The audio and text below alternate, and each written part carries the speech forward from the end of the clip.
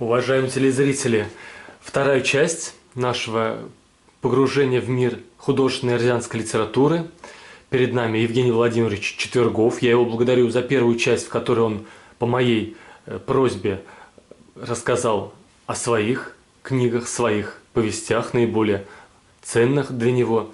А теперь у нас вторая часть. В целом о любимых произведениях эрзианской художественной литературы. Пожалуйста, Евгений Владимирович. Стопка книг у нас на столе.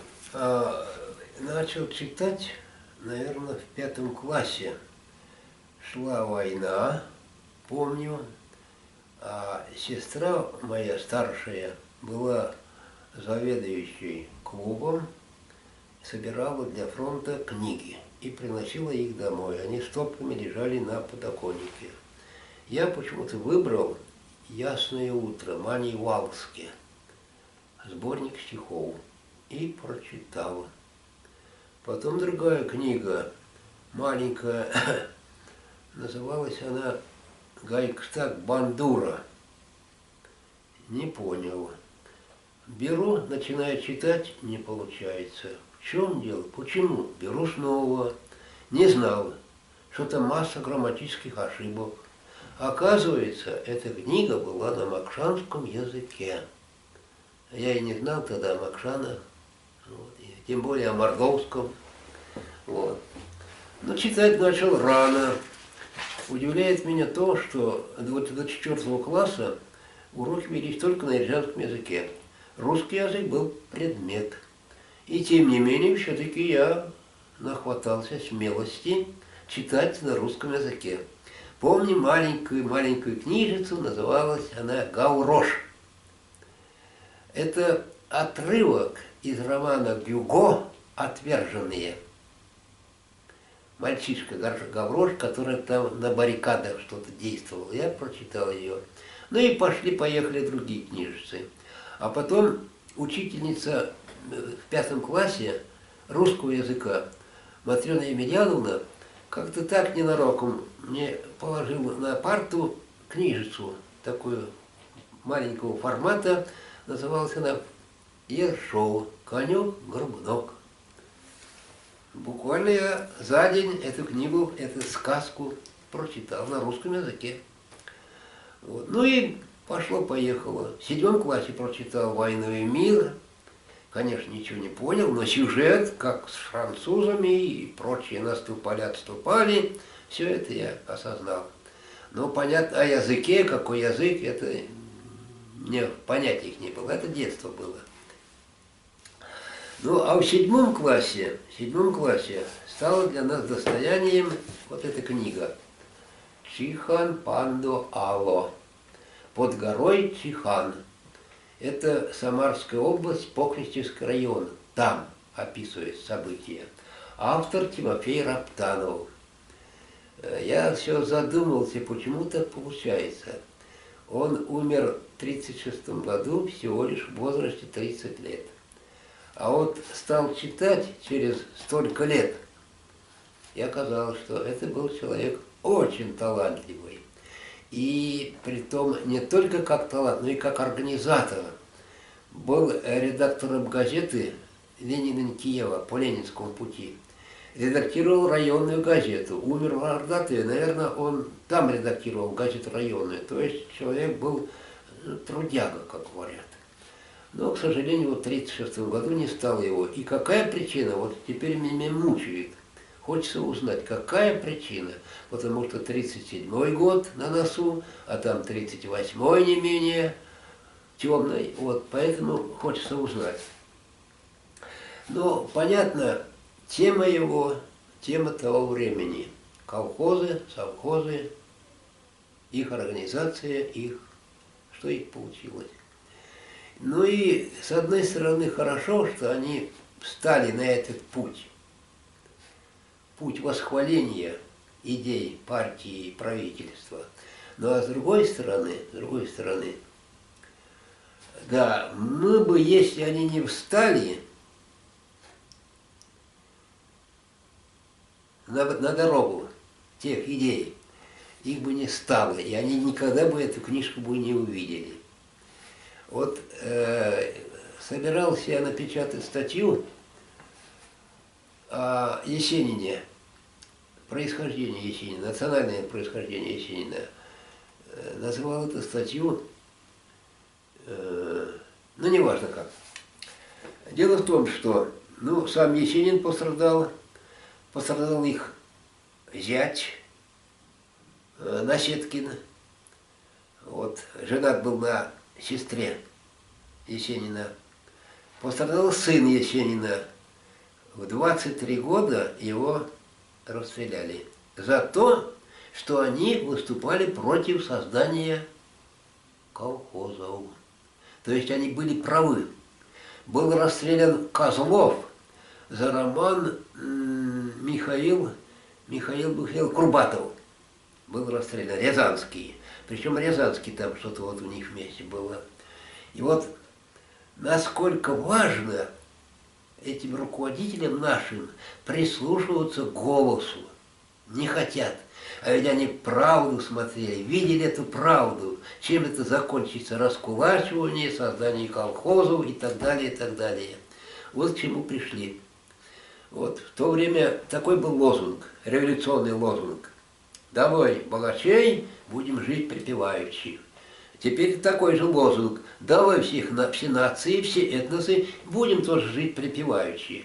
Не стали бы жить так, как после изгнания богачей, что стало. Какие потери, какие жертвы. Вот о чем речь идет. Но про эту систему колхоза, совхоза, все это там, Ленин, Сталин, все это было. Но меня интересовала не тема его творчества, а стилистика и лексика. Начал читать его повести, которые не читал в детстве. Вот. И там обилие русскоязычных русизмов. Вот. Таких, которые вообще можно было свободно. Они есть на рязанском языке. Но, во-первых, это все-таки Рязань, да, Самарская область, Куйбышев тогда. Это раз. Второе, что печально, все-таки, мне кажется, писатели того времени не задумывались, куда мы идем. То есть не было у них прогноза на будущее. Эйфория была то, что республика, дали возможность писать, образование, ликбез. Вот, поэтому они, видимо, и не задумывались, куда мы идем этими заимствованиями. Ну вот эта книга моя первая была. И, собственно, первая, это вторая книга, и еще третья книга, вот это вот, Лаугинов, Василий Коломасов автор. Это уже более современный, он долго все-таки пожил, вот, но это самая любимая книга. Не только моя, и всех. Лаугинов переводится как бы Болтунов. Болтун. Но болтун он какой-то особенный, не просто болтун, а он какой-то весельчак, лаукач, это куда ни везде, он там. И, в общем, вызывает какие-то симпатии, хотя и болтает много. Вот. Поэтому это как наподобие с легким паром, ирония судьбы, наподобие то же самое. Вот. Но там события колхозные и все прочее, прочее. Но нарицательным было это, вот, эта фамилия. Кто у нас плохо учился в классе, кто много там впустую говорил, называли Лаугиновым, называли. Вот эта книга. Она несколько раз издавалась. Читается легко. Вот. Есть и русские заимствования, которые подходят к тексту и которых нет в рязанском языке. Такие заимствования надо делать. Вот. Как и в русском языке, там сколько заимствований. Это же бесчисленное множество. Вот. Вот это все мои книги. Потом про Конька Горбунка рассказывал. Вот. Как я пришел к рязанскому языку. Вот. Напоминал я Есенина, да. Вот 3 томика у меня. Есенин, Анна Сульгина, поэтесса, этот тоже поэт. И, наконец, Киетон, Людмила Рябова. Это вот уже наша современница, совершенно молодая, Журналистятка работает исключительно талантливая. Я ее назвал гением. Когда прочитал ее стихи, там лирика сочетается с философией. И именно с прогнозом еще, с каким-то предвидением. Вот, поэтому и зашел все-таки и подсказал. Я говорю: Люда, эстонцы объявили конкурс на лучшую книгу. Ты давай свою книгу. И она подала. И почти 100 тысяч получила. Неплохо. Вот. Вот эти 3 книги и 3 поэта. Естественно, Есенин – это мой любимый, и недаром хотел я написать о нем и такую статью написал, отдал этому Косте Смородину. Вот. Но что еще сказать? Есенинское. Полевая Россия. Довольно ходить по... ой, забыл я. Полевая Россия довольно волочиться за нужной сахой. Но нет, я волнуюсь и не скажу. А все-таки там можно... Нет, если даже с 5-го раза, все равно будет хорошо. Да. Да. Это как раз говорит о том, как вы к нему относитесь. Что... Полевая Россия. Довольно волочиться за сахой. Видеть бедноту твою видеть больно и березкам, и тополям. Рад я видеть песню далую, как я рад... Нет, все, я не могу, все. И Анны Снегиной хотел прочитать последние слова. Ну, что-то волнуюсь. Обычно Есенина я хочу гордиться. Анну Снегину знал наизусть, от корки до корки. Читал примерно час с лишним. Все на память. Но нет, уже не возраст не тот. И надо, наверное, обновлять, надо повторять. Вот в этом отношении Шаронов Александр Маркович, я прямо удивлен. У него не стираются стихи, как он выучил, так и держатся. И может он читать часами. Я когда-то удивлялся, что это редчайшая способность знать наизусть Евгения Онегина и так далее, и так далее. Оказывается, нет, это не такая уж большая уникальность. Каждый может, если за это возьмется по-настоящему. Не каждый, но все-таки многие могут. Так вот я на своем собственном опыте, это я доказал, что все это могу. Ну а потом бросил уже все идет. Вот так. Это Есенин открыл. Читал его запоями, это удивляло его. Метафоры его, это удивительно, как он все это сочетает. Биографию, все, читал, все. Потом меня эрзянская поэтесса Анна Сулина. Это моя землячка из одного села, мы с ней. Она сейчас живет в Литве.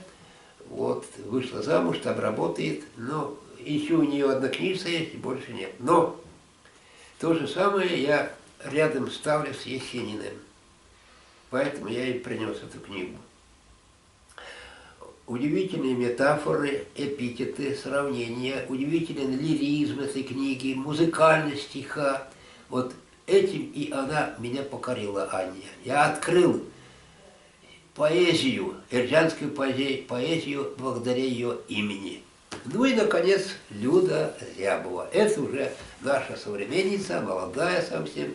Я уже сказал, назвал ее гением, действительно, это гений. И, естественно, сравнивая то же самое с Есениным. Но у Есенина больше все-таки лиризма. А здесь именно сочетание, связь, ну, поддержка, что ли сказать, философии удивляет меня. И такая молодая, казалось бы, и откуда они взяли эти философские размышления в стихах, меня удивляет, удивляет. Но она все-таки талантливая, знает венгерский язык, эрзянский язык, русский язык знает, талантливая. Ну, это уже не каждому дается. Вот. И действительно хорошо, что эстонцы отметили этот талант этой женщины. Ну вот и все. Так, теперь я ничего не читаю, читаю только журнал «Сятка», что выходит. Там я последний раз прочитал, вот интересно, все-таки распознал я наконец-то, что такое проза. Вот мы писали и пишем, и я писал, там есть принцип художественный. Проза должна не рассказывать, а показывать. Показывать. Я когда-то по радио слушаю русского какого-то писателя, кого я не помню, он до того подробно описывал, вот, скажем, дверь эту, кто там, какая ручка, какие двери, какие все, настолько подробно, до мелочи.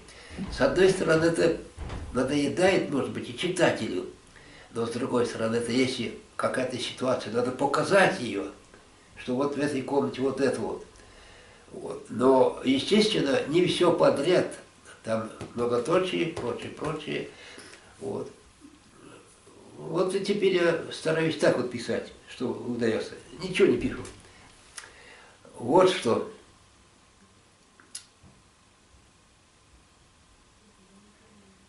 Да. Прочитал драму Александра Пунина. Называется «Чао Кудасун Бомать. В пустом доме люди». Прочитал и был удивлен, насколько блестяще, талантливо написана эта пьеса. В чем суть? Там рассказывается про две семьи, вот, и где они, в селе, естественно, все эти действия происходят. Ну, подробности я не помню, но дело в том, что семейные дела у них шли очень плохо, с затяжкой. Тут там на воровстве, на водке, колхозная система, способствующая, это уже иносказание, это надо дочитывать между строк. Вот. Собственность колхозная способствовала и пьянке, и воровству. И частенько появлялась у них водка. И вот межличностные отношения у них складывались на таких терминах, как палач, надзиратель, урка, зона. Вот такие вот они друг друга обзывали. Но дело это да. Но, к сожалению, этой болезнью страдает не только вот та семья в браке, семья. Читал когда-то давным-давно в молодости Льва Толстого, Крейцерова соната. Я две недели толком не спал, не засыпал. Это честное слово. Там описывается то же самое. Потом, будучи в Москве, смотрел спектакли. То же самое. Вот. Там суть в чем? Вывод Льва Толстого. Рассказывается про мужа и жену. Муж ревновал к жене, потому что к жене приходил пианист, то ли учить, то ли она учила его. Вот. И бесконечные дрязги. Жена говорит, на собаке медаль, он говорит, нет, не медаль, это орден. Там медаль, нет орден. И вот и начинается. Кончается это, повесть кончается тем, что он убивает жену, стреляет. Но главные выводы меня вышибли из колеи. Это то, что он цифры приводит, что 99% семей так живут. Правда или неправда, но по своей семье тоже примерно. Тоже так вот примерно. И мне кажется, действительно это так. Поэтому меня взволновала эта пьеса Александра Пунина. Вот о прочитанном. То есть о чем-то надо же общаться в семье, и поэтому любимая бронятся только тешится. Только тешится, может быть.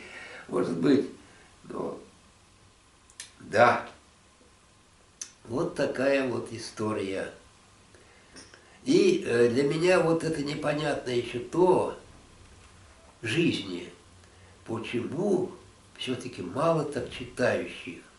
Читающих это не просто, беда, с одной стороны, но с другой стороны, оказывается, я только на старости лет узнал, не на старости, но все-таки, огромное число людей не знают, чем заняться. Вот мечтали, когда-то в деревне жили когда-то, вот в город поедем, там 7 часов, там свободен. А оказалось, эта свобода тяжелее, труднее пережить, чем работу.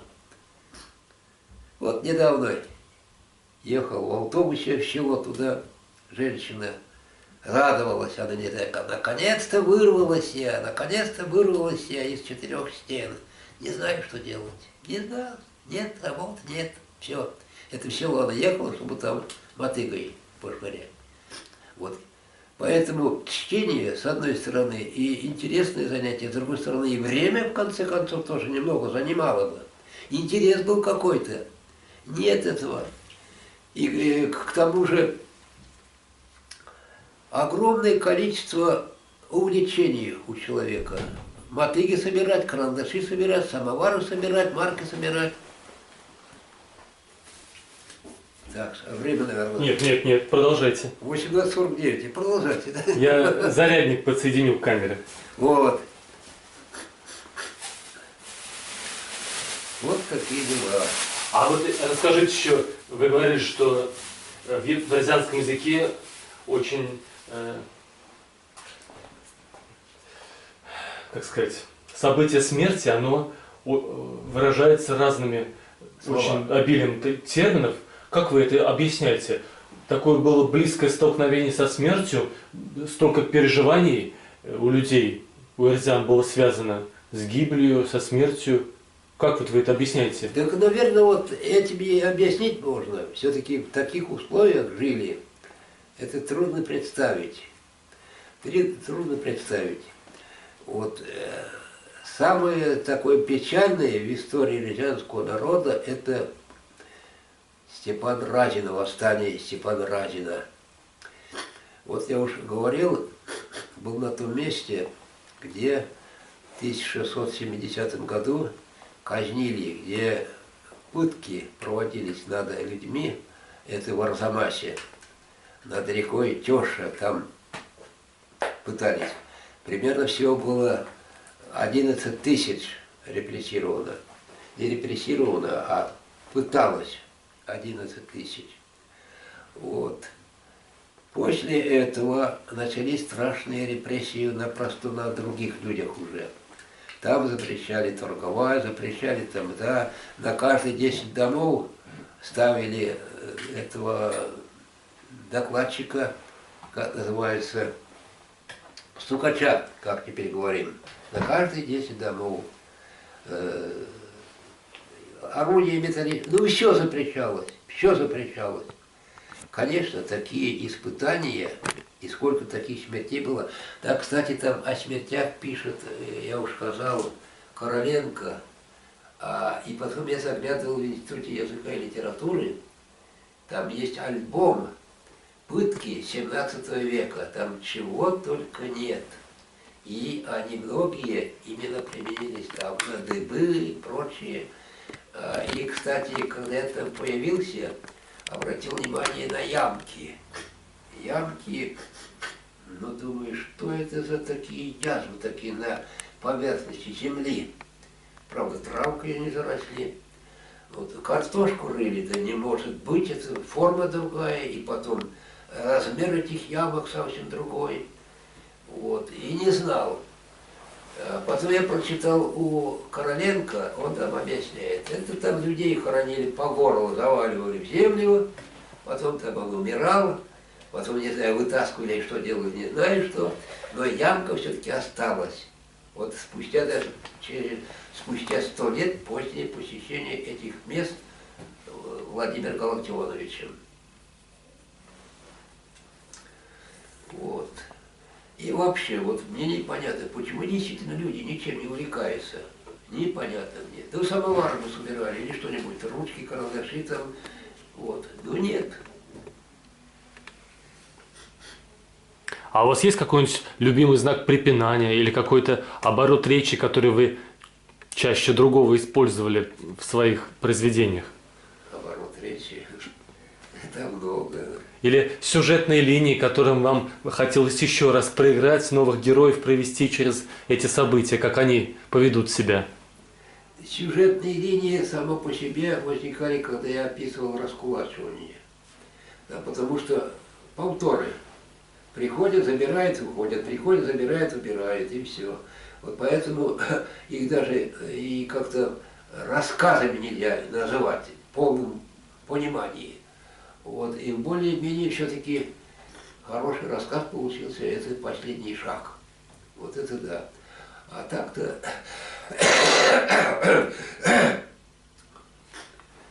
Да, с библиотекарями меня, да вообще, не знаю, я многое не понимаю, почему это так получается. Вот все люди теперь практически все наши, все с дипломами. У всех, даже у многих красные дипломы. Но почему-то того кругозора такого, вот, интереса такого, интеллекта такого, почему-то я не вижу. Или я виноват, что-то не доглядываю, или действительно это такая вещь, непонятная. Вот отсюда и, как называются они, любимые занятия. Слава убегает у меня. Нет, никого, не могут заняться чем-то интересным. Евгений Владимирович, возьмите, пожалуйста, в руки плакат с Яковом Яковлевичем Кулдуркаевым. Ага. Вы следующий год, ваша газета посвятила ему, да, и издали, Да. вот, не могли бы сказать, вы в прошлой программе говорили о нем несколько слов, но почему именно вот ему вы посвятили следующий год и издали календарь, посвященный ему? А ему тут 94-й, 125-летие со дня рождения. Угу. Вот поэтому и посвятили. Но все-таки считается Эрмесь, его главное произведение, это считается вершиной это литературного творчества, Эрмесь. Вот. Поэтому и посвятили этот Коукерикс, календарь, именно ему, его трагической судьбе. А что в его поэме вам больше всего нравится? Нравится язык, нравится. И он все-таки, язык его связан очень хорошо, использует фольклор. Фольклор. Вот этим и нравится. Обороты речи интересные. Все хорошо. А эрзянский язык, вот начало 20 века и современный, он отличается? Начало 20 века. Если неудобно, положите. Вот. Если Начало можете, 20 да. века это до революции. Короче, да? Но тогда не было ничего.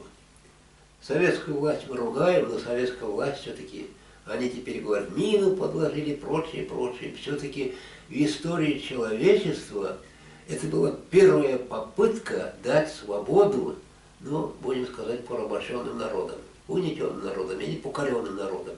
Первая попытка в мире, наверное, это не вычеркнешь ничем. В 30-е годы, в начале 30-х годов, вот какая сложная была обстановка. И все-таки партия и правительство, как мы говорим, нашли деньги и издавали на эрзянском языке учебники в 30-е годы. Они до сих пор в мешках пылятся до сих пор. Все-таки большие деньги тогда потребовались. Их перевод, их издание. Вот. А теперь что делают? Теперь наоборот. И некоторые книжки попали в том числе и в библиотеку вашей семьи. Таким путем извилистым, Да. и в том числе попали и к вам. Да. А до революции в домашней библиотеке не могли бы быть... Не, конечно. Это все начало 20-х годов. В 21 году создавали газету «Як Черетешки», «Красная звезда». И писатели в основном там начинали свое творчество, в газете. А потом уже в 30-е годы они несколько оперились и стали издавать свои издания отдельными изданиями, свои книги. И надо учитывать, что еще в те годы еще не было правил языковых, конкретно как писать. Это только теперь появились. Они теперь в 38 году языковые нормы были приведены. И несмотря на это, все-таки читаю я свободно. И я еще забыл сказать про Чихан Панду Алло, да, вот. Читаю свободно. Свободно все-таки. Ну, и некоторые искажения, некоторые поправки были редакторами, конечно. Но тем не менее все-таки. Далее, тут у меня книга есть, еще не рассказывал. Андрей Куторкин. Это роман, он написал очень молодым. Это «Черный столб», назван переводится. И еще поэма «Ламзурь». Стихах, роман в стихах. Это все-таки эпического такого направления писатель. Вот. И я с удовольствием прочитал его. Но он жил позднее, конечно, тут уже правила были, языковые правила были. А он, понятно, не знал о таких правилах, а все-таки написал такую поэму. Вот так вот. Евгений Владимирович, я вас хочу очень сильно поблагодарить за тот рассказ, который вы по моей просьбе подготовили. Я думаю, это очень, очень важно. А нашим телезрителям напоминаю, что вот мы услышали рассказ о творчестве самого Евгения Владимировича и о его любимых произведениях эрзянской художественной литературы. Евгений Владимирович, можно сказать, классик наш, да, и писатель, основатель фонда спасения эрзянского языка имени Анатолия Павловича Рябова, один из создателей национального движения Мостарава, бывший редактор общественной газеты «Эрзень Мастер», ученый, кандидат сельскохозяйственных наук. И вот Евгений Владимирович в некоторые моменты, когда он рассказывал, он волновался, и теперь я буду волноваться, рассказывая о той правде, которая касается вот нашей вот правды о репрессиях, проехавших по лучшим людям 30-х годов и отнявших их у нас. И буду рассказывать вот такую правду. Значит, вот Яков Яковлевич Кудуркаев, о котором нам сейчас Евгений Владимирович рассказал, он, когда вернулся в Мордовию после 20 лет лагерей, он однажды вот тем, с кем он встречался, он рассказывал, как его вот талантливой и одаренной голове относились следователи, которые допрашивали его. И он рассказывал, что во время допросов по ней били палками и головой били об стену. Вот так относились к голове, которая могла десятилетиями создавать эрзянскую литературу, но хорошо, что вообще он вышел живой после десятилетия лагерей. Но мы видим его глаза и будем считать, что он нам рассказывает о других, кто был вместе с ним допрашиваем, пытан, избит, расстрелян. Это вот такие люди. Конечно, у нас здесь и Анатолий Павлович Рябов есть, который тоже испытал на себе, что такое политические репрессии и как они прошлись по первому эрзянскому профессору. Вот рассказывают о нем, что его и брата и пытали, заставляя признаться вот в этих сфабрикованных обвинениях и в участии и в организации вымышленных организациях, партиях.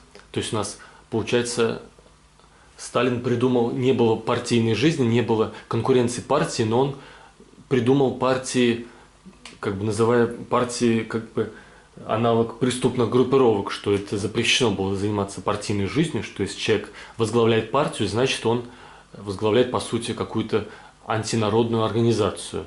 И вот в том числе Анатолия Павловича, его брата и других его друзей и родных заставляли признаваться в том, что он один из организаторов мордовского блока и как бы партийной организации, связанной с возрождением национального языка, культуры и так далее.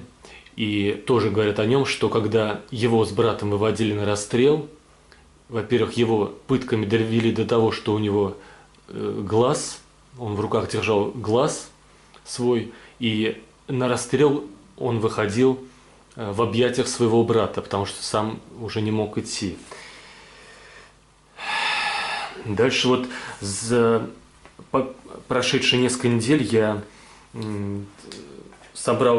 нашел еще несколько людей, которых, должен сказать, которые тоже подверглись репрессиям. И если мы в прошлом интервью Евгений Владимирович нам рассказывал о представителях эрзянской интеллигенции, элиты эрзянской, чтобы, так как я считаю, что наша инициативная группа и наша общественная кампания, она является миротворческой, в том числе она создает национальный мир в Мордовии и мир между национальностями и этносами, в том числе эрзянским, махшанским, татарским, русским и другими народами, еврейским в том числе, по которым проехались эти репрессии. Я вот хочу, так получилось, методом исключения сделать акцент на представителях махшанской интеллигенции, но здесь и не только они, но так как, чтобы не упоминать тех, кого мы в прошлый раз упомянули.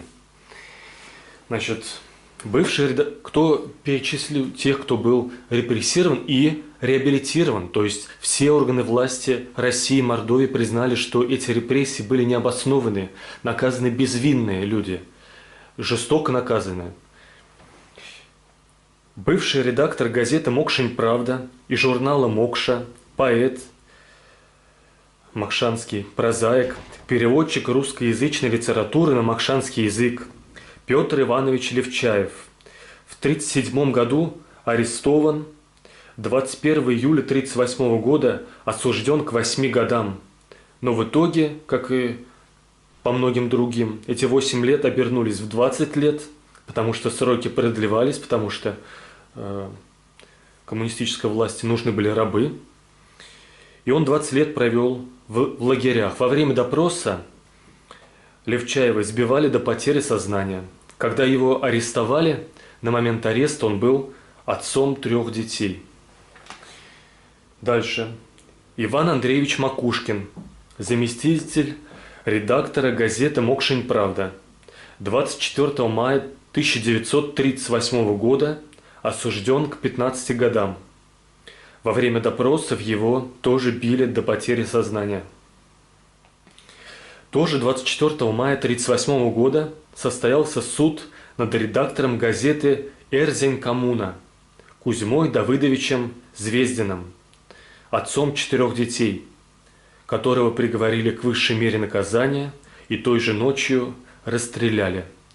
В ту же ночь были расстреляны Степан Григорьевич Зуев, отец 3 детей, директор Мордовского государственного издательства, Семен Фролович Атянин, или Фролович, прошу прощения, если я не прав, отец 5 детей, редактор Мордгиза, сокращенно Мордовского государственного издательства, будущего Мордовского книжного издательства.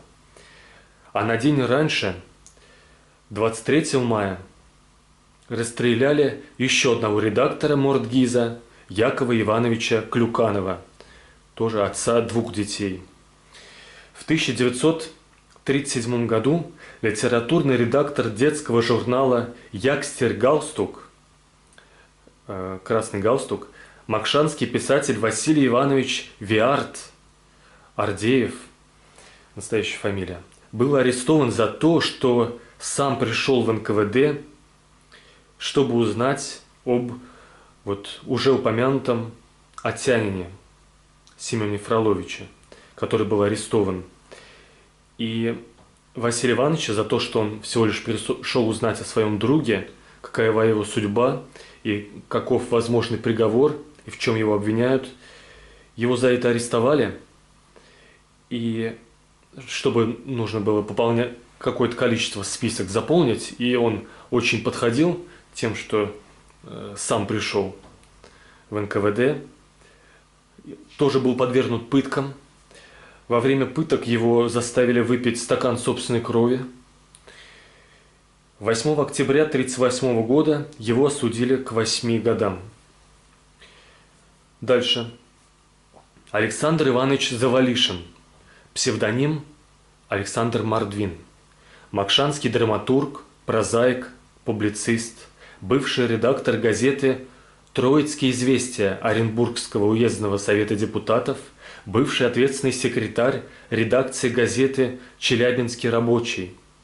В начале 1938 года арестован, 21 апреля 1938 года приговорен к высшей мере наказания и ночью расстрелян.